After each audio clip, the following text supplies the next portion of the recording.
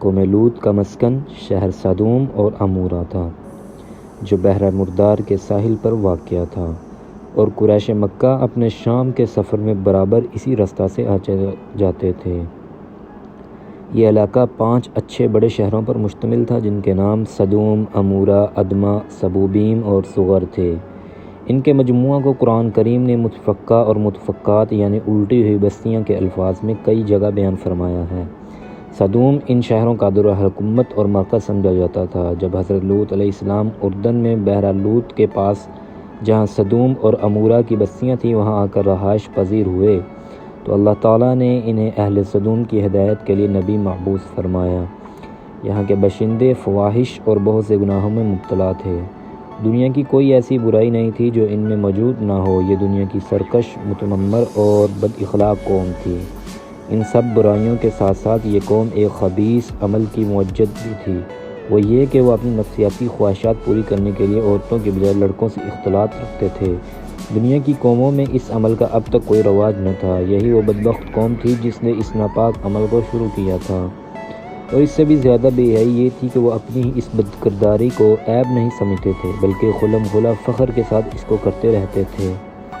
ان حالات میں حضرت لوط علیہ السلام نے اس قوم کو ان کی بے حیائیوں اور برائیوں پر ملامت کی اور شرافت و طہارت کی زندگی کی رغبت دلائی، اور ہر ممکن طریقے سے نرمی اور پیار سے انہیں سمجھایا اور نصیحتیں کی، اور پچھلی قوموں کی بدعمالیوں کے نتائج اور ان پر آئے ہوئے عذابات بتا کر عبرت دلائی۔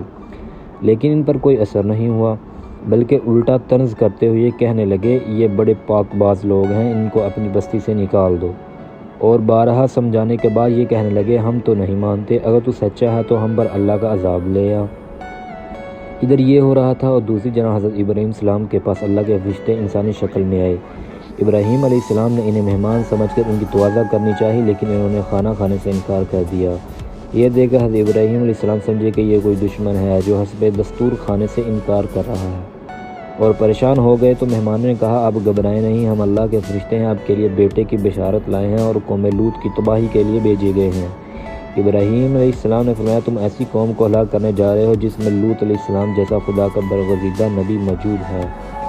انہوں نے کہا، ہمیں معلوم ہے، لیکن اللہ کا یہی فیصلہ ہے کہ قوم لوط اپنی بے حیائی اور خواہش پر اصرار کی وجہ سے ضرور ہلاک ہوگی، اور لوط علیہ السلام اور ان کا خاندان اس عذاب سے محفوظ رہے گا، سوائے لوط علیہ السلام کی بیوی کے، وہ قوم کی حمایت اور ان کی بدعمالیوں میں شرکت کی وجہ سے عذاب میں مبتلا ہوگی۔ فرشتے حضرت ابراہیم علیہ السلام کے پاس سے روانہ ہو کر سدوم پہنچے اور لوط علیہ السلام کے یہاں مہمان ہوئے، اور یہاں پر فرشتے خوبصورت اور نوجوان لڑکوں کی شکل میں تھے۔ لوط علیہ السلام نے ان کو دیکھا تو بہت پریشان ہوئے کہ اب نہ جانے قوم ان کے ساتھ کیا معاملہ کرے گی۔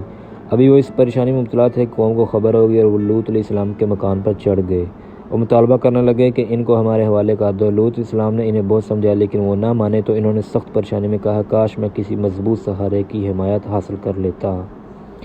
فرشتوں نے ان کو پریشان دیکھ کر کہا کہ آپ گھبرائیں نہیں، ہم انسان نہیں بلکہ اللہ کی طرف سے بھیجے ہوئے فرشتے ہیں، ان کے عذاب کے لیے نازل ہوئے ہیں، آپ راتوں رات اپنے خاندان سمیت یہاں سے نکل جائیں۔